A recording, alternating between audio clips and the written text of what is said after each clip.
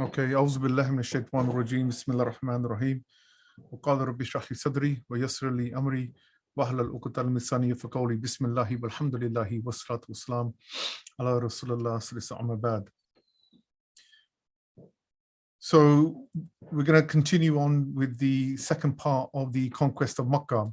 So if you remember in the last class that we had, we spoke about how the Sahabi Hatib bin Abu Balta had sent the message attempted to send a message across to the Meccans, the Quraysh, in regards to the plans of Muhammad sallam to take over Makkah, to prepare the conquest against Makkah.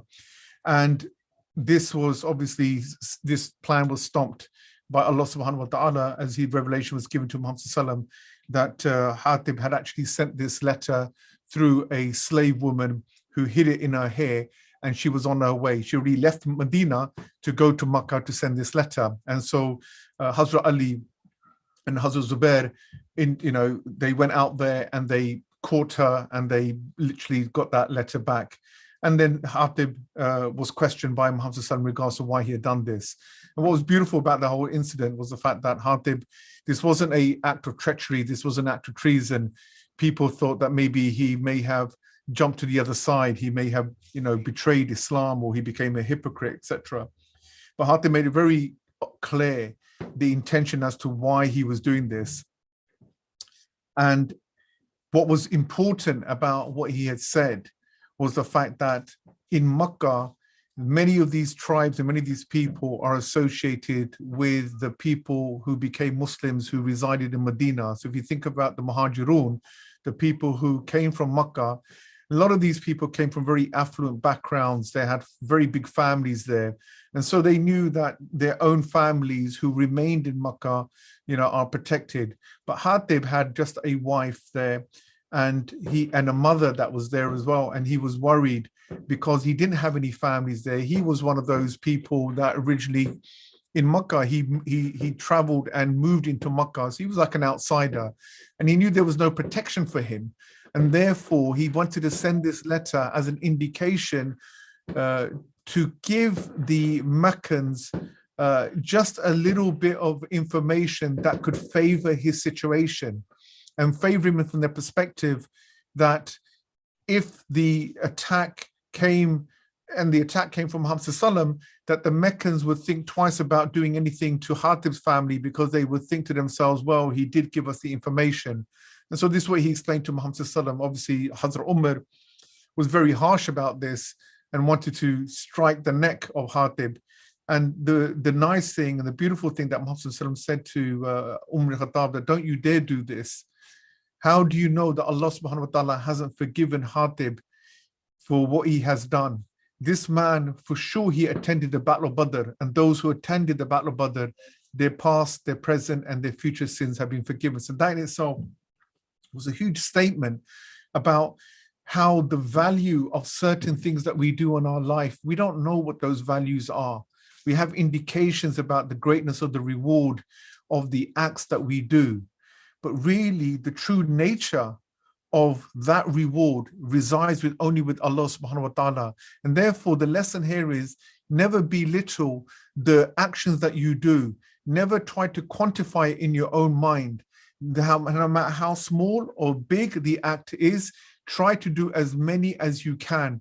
And the reason for that, because on the day of judgment, it may be the smallest of those acts that might be the one that will tip the scale for you on the day of judgment. So Muhammad sallam now made preparations as the announcement to attack Makkah or to take over Makkah was now made public to the people of Medina, because Muhammad sallam kept this hidden to the very last moment. This is a huge conquest that was planned. We're talking about 10,000 warriors that were going to make a march from Medina to Makkah. It's not something that you can hide. So Muhammad sallam wanted to keep this information very close to himself, that not even Abu Bakr Siddiq radiallahu anhu knew about this, not even Hazrat Aisha radiallahu anha knew about this. She was preparing the food and she didn't even know why the food was being prepared, for him to take this. Where were they going? So it was only until the last day that Muhammad sallam said that we are going to Makkah, and this aroused the Muslims in Medina, especially the Muhajirun, that left their own homes and they knew that finally we are going back. So preparation was made and 10,000 warriors were prepared for this huge, huge venture out to Mecca. Finally, they were going back. Finally, they were going back to their homeland and they were going to take control of that homeland and to spread Islam. Now, Muhammad ﷺ had his very clear intention of how he was going to take this. It was already revealed to Muhammad ﷺ that out of all the battles, out of all the conquests, about all of the incidences that you've had many skirmishes, many fights. The Battle of Khaybar, for example, the Battle of Badr, the Battle of the Trenches, all resulted in some sort of fighting, some sort of emotional taxation. So, you know, a lot of things were drawn out. You had to sacrifice a lot for this. But this was the victory that Allah subhanahu wa ta'ala wanted to give Muhammad sallallahu without any challenge. And you'll begin to learn this because this was the only one where Muhammad sallallahu actually entered into Makkah and really there was hardly any bloodshed in this place. So let's continue with the story to get an understanding of how this happened. This particular event that I want to talk about is about some very key conversions that happened. And so I'm going to talk about these particular individuals, and I want to give some context about these individuals in their relationship to Muhammad ﷺ and how Muhammad ﷺ responded to them in different ways. And we're going to talk about how and why he responded in those ways. So when Muhammad ﷺ gave the announcement and people prepared and planned their way out, I hope this noise isn't bothering a lot of people, but the fireworks are going off behind me. So when he prepared, he put one of the Sahabi, a man by the name of Abu Rum al-Khutum, in charge of Medina. Now, one point about this is that Abu Rum himself wasn't a very well-known Sahabi, but he put him in charge of Medina. So that tells you two things. Number one, that first of all, Muhammad ﷺ doesn't look for his friends, his mates, or his family members to always be in prestige positions. No, he continuously rotates people around, people who are worthy of those positions to take charge, that people that he can trust. And you find that there are different characters that will come in. We always know about the main Sahabi, the key Sahabi, but Abu Rum was one of them that aren't mentioned that often, and therefore he was placed in charge. The second thing that this shows was who was left in Medina in terms of the key members of Muhammad ﷺ's crowd. No one was left. Every Sahabi, in terms of the Ansar and the Al-Muhajirun, had prepared to go to Makkah. This was a key highlight of the life of the Muslims during the time of Muhammad ﷺ. This was a key event that nobody wanted to miss. And so they had left in the month of Ramadan on the 10th day, whilst they were fasting, because fasting was made obligation by this time, and they had left while they were fasting, and they moved out from Medina until they reached a place called Al-Khadid. Now, Al-Khadid is just outside of Medina, not very far, maybe 20 kilometers or so. And when he arrived in Al-Khadid, the Muhammad ﷺ asked for a vessel or water to be brought to him. And he sat on his camel so everybody can see him. And he would take this vessel of water and he would drink it. So people would see Muhammad ﷺ during the day, not at iftar time, that he would take this water and he would drink and he would break his fast. So this establishes a very important fiqh point here. The moment he done this, the other Sahabi, they went ahead and they broke their fast as well. So a couple of things here to remember in the fiqh point, the traveling point. That first of all, Muhammad ﷺ, he was traveling, and as he was traveling, and not even that far away from Medina, he broke his fast. And he continued to be like this all the way through the conquest of Mecca. Some of the hadiths also indicate that Muhammad ﷺ had fasted, and then some days he didn't fast. Then he fasted, and some days he didn't fast. He would do this continuously, and the Sahabi would also do the same. This is a clear indication in fiqh that really the hukam, when it comes to about breaking your fast whilst you are traveling, whilst you are ill, etc., etc., it is a state of mind. specifically when the physical conditions are applied. So if you are in a state of traveling, you have an option if you want to break your fast, and you have an option if you don't want to break your fast. Ruqsa is given, a license is given from the general rule. Both are rewardable. Okay, and it's always better to take the ruqsa when Allah Ta'ala has given you a blessing to make it easy for you. You should take this. And so this was instilled by Muhammad. This is one of the fiqh points that came out, how we know that when you are traveling, that you can break your fast. Okay, and you make up for that after that period. So Muhammad, as he was traveling now, and they had broken their fast and they were traveling through the desert, the first person that came across them was his uncle al-Abbas. Now, I just want to give a little bit of backdrop so people understand al-Abbas and why was he coming from Mecca to Medina. So when Muhammad's army was traveling down towards Mecca, they came past al-Abbas and his wife, Fadl, and his children. Now, when they had come, Muhammad was very happy to see him. And al-Abbas was the last Muslim to leave Mecca and the last Muslim to perform the hijrah to Medina. And after him, the doors of hijrah were closed. Now remember, anyone who performed hijrah for the sake of Allah subhanahu wa ta'ala, to leave a place where they cannot practice their religion, where they are being oppressed, to go to a land where they can freely practice their religion, this is a huge sacrifice, and the reward for this is massive. And he was the last. And Muhammad, when he saw al-Abbas, he said to al-Abbas, you are the last of the ummah to perform the hijrah, as I am the last of the prophets to come to this world. So he compared the two. Now, al-Abbas, remember that he was given permission by Muhammad to stay in Mecca. Why was he still in Mecca as opposed to all of the other Muslims, people like Abu Bakr Siddiq and Hazrat Umar, al-Zubair, Hazrat Ali, and while they were in Medina?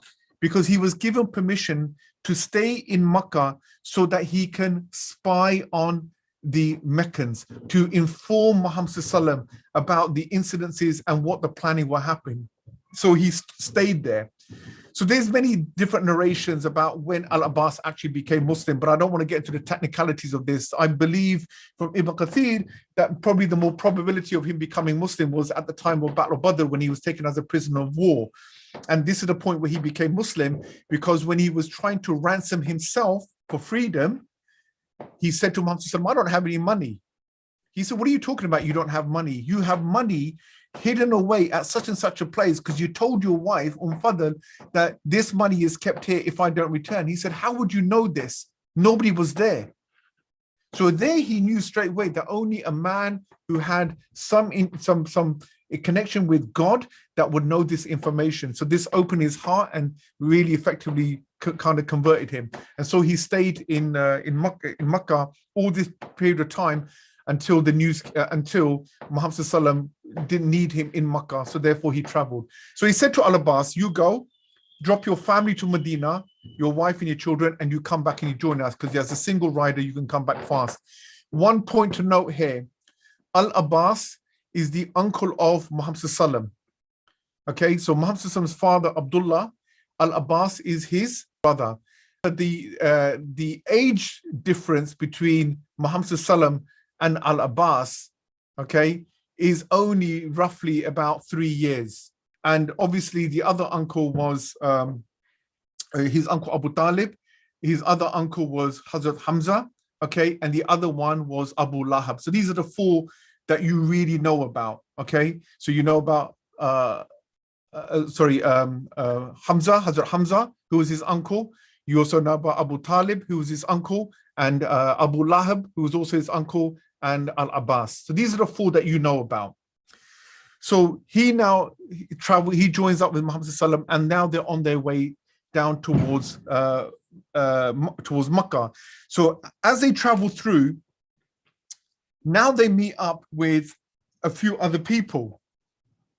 Now they get to a place near Al-Jufa, and when they arrive in this area, Al-Jufa, they meet up. Coming upwards now, they come across three more individuals, okay? Sorry, two more individuals.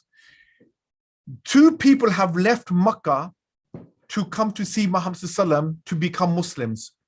One of them is Abu Sufyan bin al-Harith. Now, just to be clear, this is not Abu Sufyan, the one that we all know about. This is not Abu Sufyan bin al-Harb. This is Abu Sufyan al-Harith, and I'll explain to you Abu Sufyan bin al-Harith who he is. The other man that he was traveling with was Abdullah ibn Umayya. So who are these two characters? Abu Sufyan bin al-Harith is Muhammad sallam's first cousin. So Muhammad sallam had his uncle, his father's oldest brother, his taya, if you want to say it that way, yeah? So his oldest uncle, al-Harith, it is his son, Abu Sufyan bin al-Harith, okay? The other one, Abdullah bin Umayya, is his aunt, his maternal aunt's son, or his puppy's son, okay? So both of these, all three of them are first cousins to each other.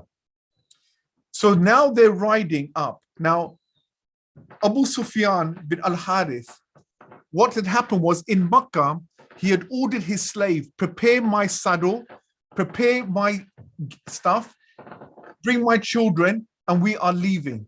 And so Abu Sufyan bin al-Harith, alongside with his cousin Abdullah and his children, traveled and left Makkah because they knew that given the situation, what was happening with the Muslims. Now, again, I'm going to remind you from the last class, why are these Muslims who were against, so why are these Quraysh who were against the Muslims all of a sudden starting to leave Makkah now?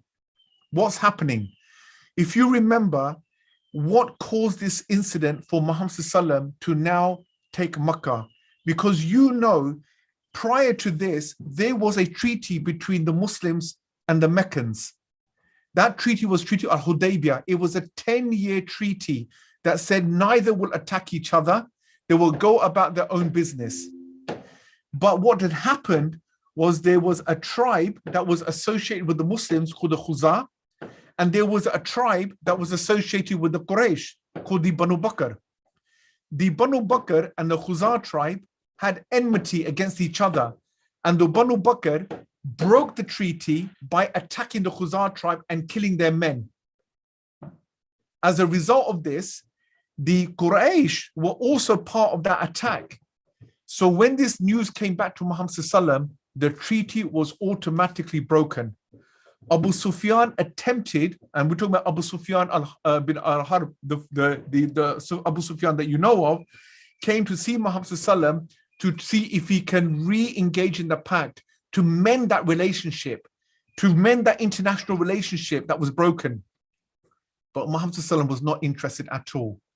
So Abu Sufyan, when he went back to Makkah, he told the people of Makkah, we're in trouble, because Muhammad sallam did not entertain this treaty anymore, and therefore now we are under threat of being attacked. We don't know when or how, but the treaty is gone. And you know what he's done to the Jews of Khaybar, which means he has a very powerful army. So this is what concerned them. So people like Abu Sufyan bin al-Harb, Sufyan bin al-Harith and Abdullah bin Umayya, these people started, that's why al-Abbas left Makkah to meet Muhammad. He said it's over now. And this is why these two also left. Now, Abu Sufyan bin al-Harith and Abdullah, when they came and they were riding, they saw this immense army. And Abu Sufyan was the first cousin of Muhammad sallam, and he rode up towards him and looked at Muhammad sallam. Muhammad sallam turned his face and his ride away from him and carried on. Abu Sufyan again tried to ride close to Muhammad sallam to make eye contact with him. And Muhammad sallam again turned his face away from him and carried on riding. Muhammad sallam knew why they were here. They were here to embrace Islam. He knew that. But he did not want to engage with them. So what happened next? Abu Sufyan bin al-Harith and Abdullah bin Umayya were related to the the wife of Muhammad Sallallahu Salama. Salama was traveling with them. To be more specific, Abdullah bin Umayya, the son of Atika, the puppy of the Prophet Muhammad Sallallahu, the aunt of Muhammad Sallallahu, her son was the stepbrother of Salama, the wife of the Prophet. I hope everyone's staying with me here, right? And don't get confused. Okay. So Abu Sufyan said to Abdullah, go and talk to your stepsister and see if she can put in a word for us with Muhammad Sallallahu. So they approached her when they arrived at a certain camp place, and they said, will you go and speak to him? So Salama approaches Muhammad Sallallahu when they're camped, and she says to Muhammad Sallallahu, O Messenger of Allah, you know that Abu Sufyan bin al-Harith is the son of your maternal uncle. And you know Abdullah bin Umayya is the son of your maternal aunt. You know why they are here. Will you not do them a favor? Muhammad's response was to Salama, I don't need them here. I don't require anything from them or any favors. And I have no reason to speak to them. And I don't need them to be with me either. So this was a very harsh response from Muhammad Sallallahu. Now you can just imagine that Abu Sufyan was trying his best attempts to even go to Abu Bakr Siddiq, to go to Umar bin Khattab and Hazrat Ali and say, please, will you speak to them? Because Muhammad Sallallahu turned his face away from them, they did the same. They turned their face away from these two as well. When Salama came back to Abu Sufyan and to her brother and said, this is the response of the Prophet, Abu Sufyan bin al-Harith, he was so upset. He said, I am not going to leave until I see him. I swear by Allah, I will take this son of mine and I will go out to the desert without any food or any drink, and I will die out in the desert. I'm not going to return to Mecca. If the Prophet Muhammad will not see me, then I will not come back to Mecca. I will just go out to the desert and I will die. When the Prophet Muhammad ﷺ heard this softened his heart.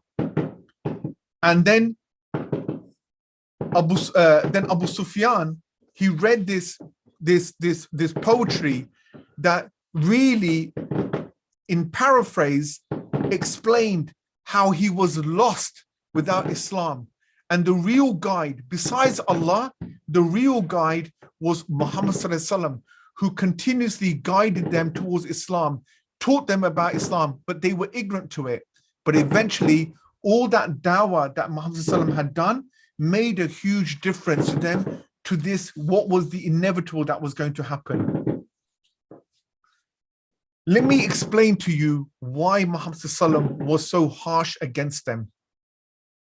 Muhammad ﷺ said to Salama, I don't need them because Abu Sufyan bin al-Harith, he slandered against me. He campaigned against me. And Abdullah ibn Umayya, my puppy's son, he challenged me in Mecca and he put me down and he humiliated me in front of the Meccans. So I'm going to cast back your memory to the earlier Seerah conversations. Abu Sufyan and Abdullah bin Umayya, they were the first cousins of Muhammad ﷺ, and when they were young, they were very tight, very close, because they were first cousins. And they were close right up until when Muhammad ﷺ became a prophet. So when Muhammad was at the age of 40, just imagine, you and your relatives, you and your first cousins are close. You hang out together, you do things together, you protect each other, you love each other, you eat together, you go out together, you do everything together. Then after 40 years of this, the day when Muhammad became a prophet, they turned against him. His own blood, his flesh and blood turned against him. It's different if it was just a guy off the street when you're conveying your dawah. Imagine you're doing your dawah and some Joe Blogs comes off the street and starts, hurling abuse at you. All right, you can take that. You don't know who he is. Okay, you might have seen him around in your community. Fine. But when it's your own blood, someone who grew up with you, someone who was tight with you, who doesn't even have the time to listen to what you have to say, it hurts. And Abu Sufyan bin al-Harith, this man, he was so good at poetry. He was the one that used to, effectively, with poetry in those days was a media campaign. He used to write, I would say, call it articles. If you're writing poetry against Muhammad sallallahu alaihi wasallam, you're writing articles in the paper against Muhammad sallallahu alaihi wasallam. When they were going to the Battle of Badr, he was the one who would write the poems and shout out and read out the poetry against the Muslims and Muhammad sallallahu alaihi wasallam, slandering him. And this upset Muhammad sallallahu alaihi wasallam greatly and hurt him. As for Abdullah bin Umayya, this is the one where Muhammad sallallahu alaihi wasallam, when they sat down and he sat amongst the Quraysh and he tried to give them dawah, tried to explain to them that this Quran is from Allah and I am the prophet, I am the last messenger, and that you will be safe if you follow me and if you accept the Tawheed, the oneness of Allah. What was his response to Muhammad sallallahu alaihi wasallam? He said to Muhammad sallallahu alaihi wasallam, if you claim that you are a prophet, then I'll tell you what, why don't you bring down a ladder from the heavens, climb that ladder, go up to Allah, ask Allah to write you a document that proves that you are the prophet. And when you come down, bring down with you 4 angels as witnesses that God wrote this. And even if you do this, Muhammad, you know what? I still wouldn't believe you. What could Muhammad sallallahu alaihi wasallam say to that? This was his other first cousin saying to him. He pleaded with them. He tried his best to convey that message, but they rejected him and they continued to reject him. And these two were at the forefront of the campaign that the Quraysh had built against Muhammad sallallahu alaihi wasallam. They were at the forefront of the political, economic, and the military campaign against Muhammad sallallahu alaihi wasallam. Sometimes harshness needs to be shown so that this sets a precedence that Muslims are not a pushover, that they do not a pushover. One narration explains that when Abu Sufyan read this beautiful poem to Muhammad sallallahu alaihi wasallam about how he was lost without him and that the only guide was him and Allah, Muhammad sallallahu alaihi wasallam hit his shoulder, hit his chest, Abu Sufyan's chest really hardly, and said, yes, you did reject me. You did reject me. Another hadith goes on to explain that Muhammad sallallahu alaihi wasallam still did not engage him. He took shahada, he became Muslim, but Muhammad sallallahu alaihi wasallam still did not entertain him. Even when they went into Mecca and they conquered Mecca, Muhammad sallallahu alaihi wasallam still did not acknowledge him. It was only in the Battle of Hunain, which we will come to in a few weeks, that when Muhammad sallallahu alaihi wasallam was on his mule, and in the Battle of Hunain, what had happened was the Muslims had run because they were overwhelmed by the people of Taif, right? They were overwhelmed and the Muslims had run. And what had happened was there were only 2 people who stood with Muhammad sallallahu alaihi wasallam whilst he was overwhelmed with the enemy. One of them was al-Abbas, that was holding the stirrup of the mule, and on the other side holding it was a man in a helmet. Muhammad sallallahu alaihi wasallam said to al-Abbas, who's this man with a helmet? Who is this brave man standing next to me? And he removed his helmet, and it was Abu Sufyan bin al-Harith. And al-Abbas said to Muhammad sallallahu alaihi wasallam, will you not show your compassion and love to this man now? He is staying by you. If that is not true Iman, while everyone else would run off and he's standing here to the death, will you not show your compassion and love to him? And Muhammad sallallahu alaihi wasallam said to him, I show all my love and compassion, and this man will enter paradise. So you can see that really sometimes you have to push yourself. You know, the beautiful thing about this story was Muhammad sallallahu alaihi wasallam wanted to see as well indirectly, though it was never said, will Abu Sufyan and Abdullah bin Umayya, the fact that Muhammad rejected them, will they still become Muslims? Or will they say, you know what, fine, if you reject me, we're going to go back to the Meccans and we're going to carry on fighting you? No, they didn't do that. They truly wanted to become Muslims. They did not want to run back. They did not want to fall back. You know, this happens to us.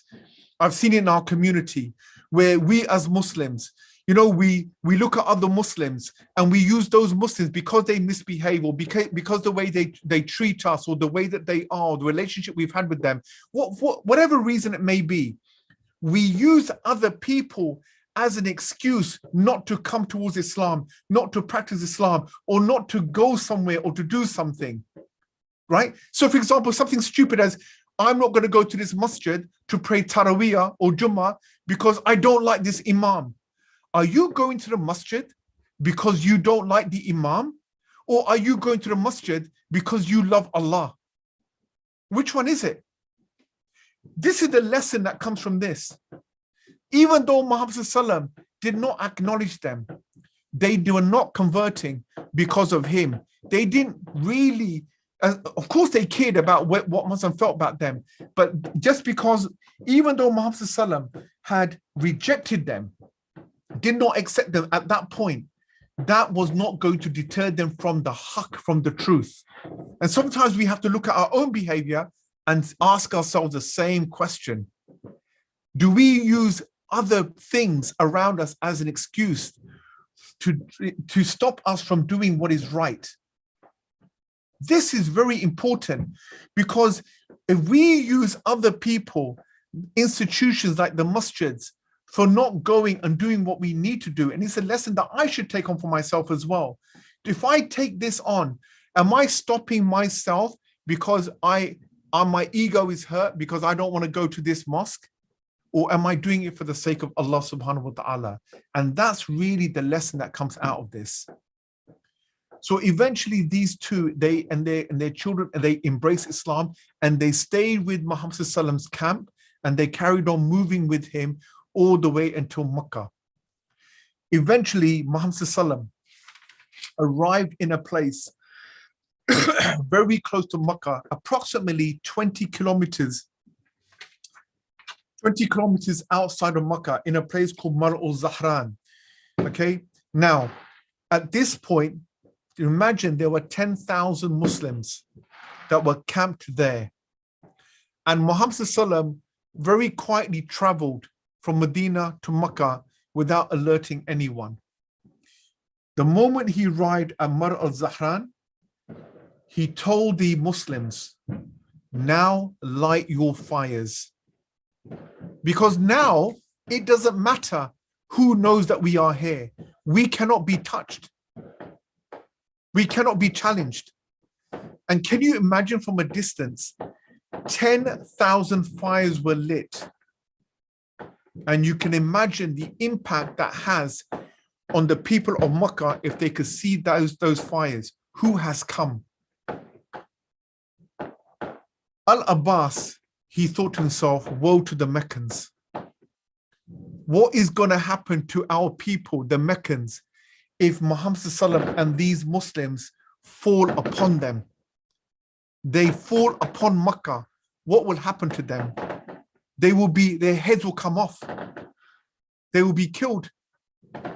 So he felt like, I need to send a message to the Meccans to say to them, send somebody out to negotiate with Muhammad ﷺ, to allow him to come in and take it, not to tell him to turn away, to allow him to take it, and for them to ask Muhammad ﷺ for some safe haven in this.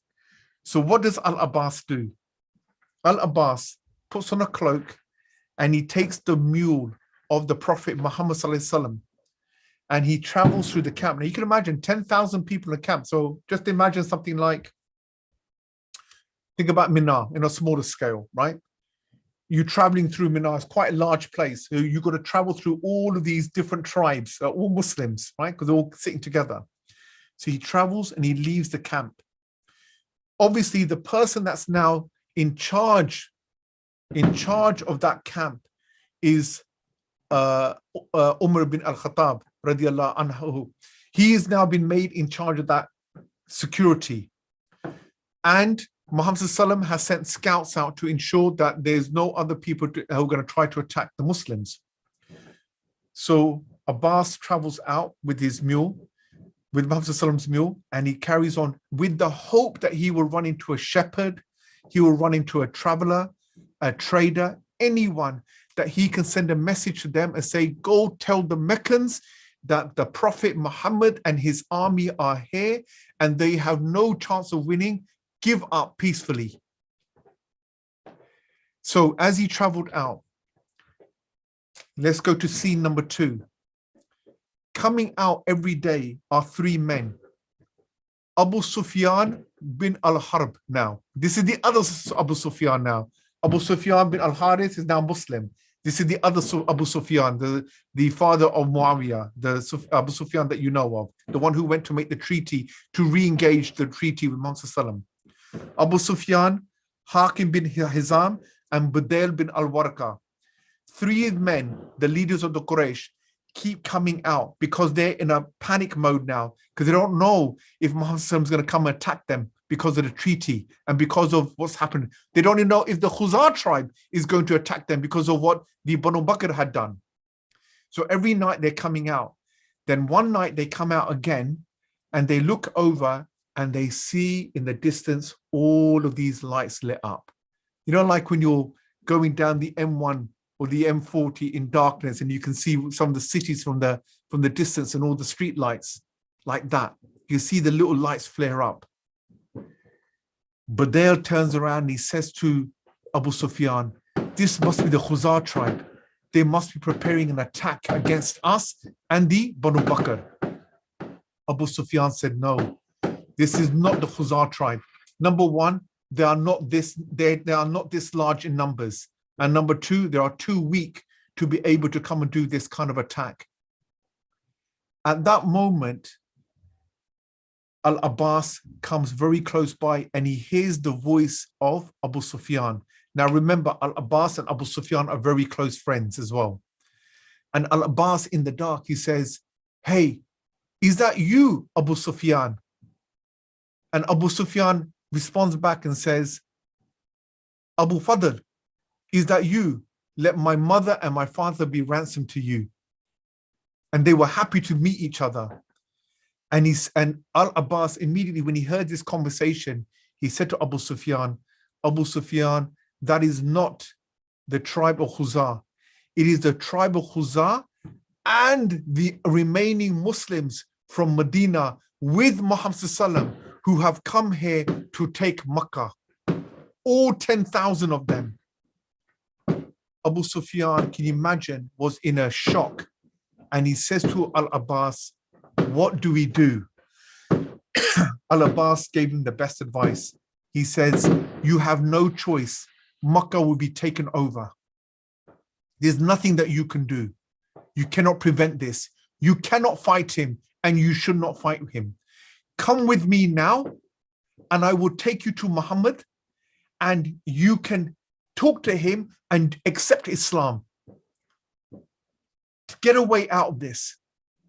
So Abu Sufyan felt overwhelmed. He felt he was in the weakest political position. He had no choice. And he said, let's go. And so he sat on the back of the mule with Al-Abbas and they rode back to the camp. Some hadiths say the other 2 came as well. Some hadiths say the other 2 returned back to Mecca. So let's just assume the other 2 went back to Mecca. As they came back in, as you can imagine, Abu Sufyan is enemy number 1. He was cloaked up. And as they came back into the camp, as they traveled through each pass point, checkpoint, each tribe would say, who's that that's going? And the moment they saw the mule of Muhammad ﷺ, they would know that it was Al-Abbas. No problem, you carry on. Then he would carry on until he passed several checkpoints until he gets to the checkpoint of Umar bin al-Khattab. The moment he gets to Umar al-Khattab sitting there by his fire, he turns back, he sees this mule coming, knows it's Muhammad ﷺ. He don't care, he stands up. He walks over and he says to Al-Abbas, who's with you? Al-Abbas like, no one of your concern. Then he removes his cloak and he says, oh, this is the best day of my life. Praise be to Allah. He has handed over the enemy Abu Sufyan. Today, I'm going to kill you. This is a blessing. And immediately Al-Abbas says, don't you dare. I'm taking him to the Prophet. I'm taking him to the Prophet. He is going to embrace Islam. Don't you dare touch him. And al-Khattab debated Al-Abbas and said, no, we'll see who will win out of this. And they both raced towards Muhammad. And Al-Abbas was on his mule with Abu Sufyan in the back, and he was riding his camel. And Khattab was just toddling along behind them. When they get to the camp of Muhammad and they walk in, immediately Umar bin al-Khattab says to Muhammad, today is a blessed day. Allah has delivered this enemy to us. Give us the opportunity now. We will kill him and get rid of him. Al-Abbas says to Umar bin al-Khattab, he said, oh Umar, you're only saying this because he is not from your tribe, Banu Adi. You're saying this because he's from the Abdul Manaf tribe. Umar bin Khattab takes this as offense and he says to Al-Abbas, you're wrong. You take it easy. Let me explain something to you. He said, when you became Muslim, I was more happy about you becoming Muslim had my father become Muslim. You know why? Because I knew you becoming Muslim would make Muhammad more happy than if my father Al-Khattab became Muslim. So please don't put this on me. I'm not doing this because he's from your tribe or he's from that tribe. I'm doing it because this man created so much enmity against us. I want to do what is right. So Muhammad intervened and said, look, stop this now. He said to Al-Abbas, take Abu Sufyan and go back to your tent, rest up with him and bring him back to me tomorrow. So Abu Sufyan and Al-Abbas go back and they rest for the night. And then they return back. When they come back into the tent of Muhammad, when they return back to the tent of Muhammad, there's a conversation now between Muhammad and Abu Sufyan. Muhammad says to Abu Sufyan, look, Abu Sufyan, how much more are you going to resist becoming a Muslim? You know that I am the Prophet of God. You know that the Quran is the word of Allah. Now, the reason why I say this is I want you to cast back. In Mecca, when Muhammad was in Mecca giving dawah and he was being rejected by everyone, there was that one particular story that when Muhammad used to be in his house, he used to recite the Quran. And there used to be 3 people who secretly used to come and listen to his recitation. None of the 3 of the Quraysh knew that they were coming to the house. They did not know that they were all 3 were coming. Abu Sufyan was one of those people. Abu Jahl was the other one. And there was one other Quraysh that came. All 3 cloaked up, hid around the house of Muhammad and sat all night listening to his Quran recitation. The first night, they saw each other. What are you doing here? Why are you here? And they all knew they came to listen to Muhammad recite. They said, we should not do this because we're the leaders of our people. And if our people see us doing this, this will set a bad precedence. So they decided they would not come back again. Second day, they couldn't help it. The recitation was so beautiful, so meaningful, it drew them back again the second night. Second night, after recitation had finished, when they were leaving, they ran across each other again. Why we said we were not going to do this. So they agreed on the third night they will not do this. On the third night, Abu Sufyan, it kept on playing in his mind, and he went to go see Abu Jahl. And he said to Abu Jahl, I want to talk to you. He said, you were there. You heard the Quran being recited. Tell me, have you heard anything like this? What do you think about that? This was Abu Jahl's response. He goes, if you're asking me whether I think this man Muhammad is really a prophet of God and that what he is reciting is really the word of God, He goes, I'll put my hands up. I'll tell you straight now, he is. But he goes, I'll be damned if I will follow and accept Muhammad as a prophet when for decades and centuries, my family have been competing with his for the control of Mecca. Slowly, they've been taking control of Mecca, taking the control of the feeding the pilgrimage, giving them the water, taking the political control, taking the military control. Slowly, they start taking power. You think today that if I accept him as a prophet, that I will keep my power? I'll lose everything. And for that reason, I will not accept him as a prophet. That was Abu Jahl's response. Do you know how many Abu Jahls exist today?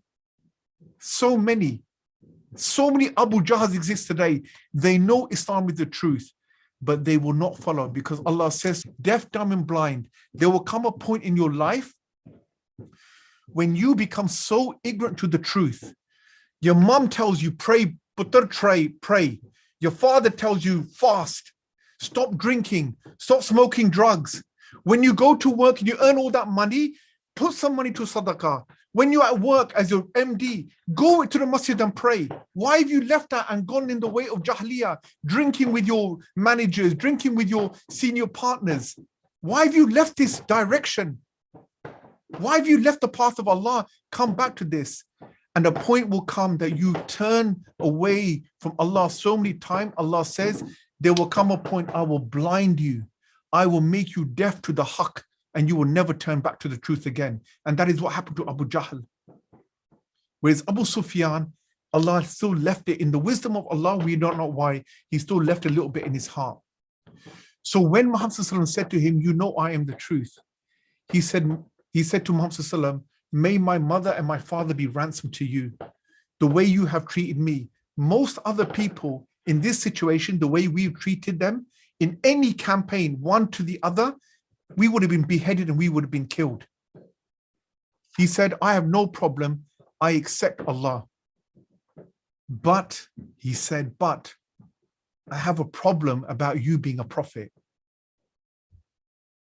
Al-Abbas immediately grabbed hold of Abu Sufyan by the shoulder. He says, are you mad? He goes, your head will be cut off today until you accept it. What's wrong with you? And at that moment, then Abu Sufyan, he said, okay, I accept that you are the prophet, and he took the shahada. Now, Muhammad ﷺ knew this was a very resisted way of coming into Islam, that Abu Sufyan still had hesitation. He's taken the shahada, we accept that. We've taken the shahada. Remember, even though he said this wasn't enough for Muhammad to say you're still not a Muslim. Remember, the son of Zayd bin Haritha, Usama, he went out there and he was fighting, right? He was fighting the kuffar, and then he overcame the kuffar. The kuffar dropped, and he was about to kill him, and the kuffar said, La ilaha illallah Muhammad Rasulullah. Ashhadu an la ilaha illallah wa ashhadu anna Muhammadan abduhu Rasulullah. He took the shahada. And he didn't believe him, and he killed him. When this news got back to Muhammad sallallahu alaihi wasallam, Muhammad called Usama bin Zayd. He said to Usama, who will stand for you in the day of judgment? How can you stand against the shahada? Did you open his heart to see what was in there? Did you know? Usama bin Zayd said, I prayed, I wished this was the day that I became Muslim, because that was the only day where I knew Muhammad would forgive me and then, pardon me.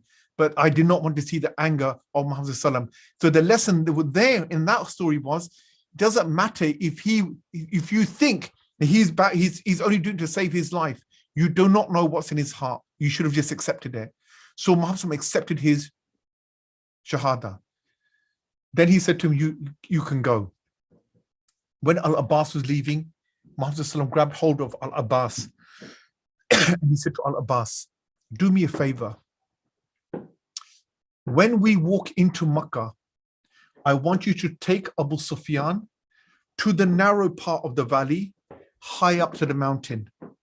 And I want you to stay with him to allow him to see the army of the Prophet, the army of Allah, the army of Islam come into Makkah as we take it.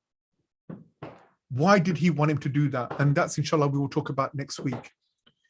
He wanted him to see this so that his heart will begin to open up and realize no one can gather such an army, such a commitment and such a confidence in a prophet unless he was the truth and the haqq. And I need him to see this. Just a final point. Abu Sufyan's conversion was a very big thing for the Muslims. But we know that Abu Sufyan's conversion was a very hesitant conversion. And it was over time we know that his iman built up.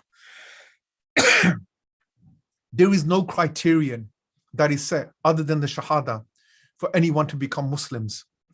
If Muhammad ﷺ is willing to accept people like Abu Sufyan, and you will know from the people who even became Muslim in Makkah afterwards, that a lot of them were hesitant to become Muslim, but they took the shahada.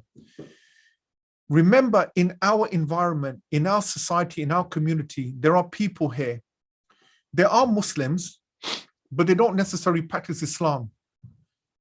There's no right on us to practice takfir on these people, to claim that they are kafir, to reject them, to neglect them. If your Prophet, Muhammad ﷺ, is willing to accept them at this point, at this level, and he knew that eventually their hearts will turn.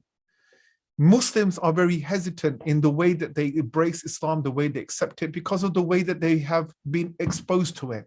Some children have had no teaching of Islam in their family, and they're on drugs, they're on drinks, they're on dealing, they're on the streets, and they don't pray because they've never been taught that. But they are Muslims and they accept the Shahada. We have no right to reject them. We have no right to turn away from them. Our responsibility is what Muhammad ﷺ had done, which is he carried on working towards those people, creating an atmosphere and an environment which their iman can thrive on, which their iman can grow on. And he would never keep condemning them. He would do nothing but to encourage them. This is something that we have to do everywhere we go, whether it's the children of our community, whether it's the people at our workplaces that we see that who are not practicing Islam. Remember what your duty and my duty is. We have one life to live. We have a limited amount of years. Our job is exactly what Muhammad ﷺ had done. Convey the message of the dawah, open your heart to them, bring them towards Islam with love and compassion, give them time, have sabr, have patience with them, and teach them it is not your job to change the hearts of those people. It is nothing but the job of Allah to do that when He wills it, when He pleases it, and if He wants it. And that is it. Jazakallah khair. Inshallah, we'll speak to you next week. Assalamu alaikum.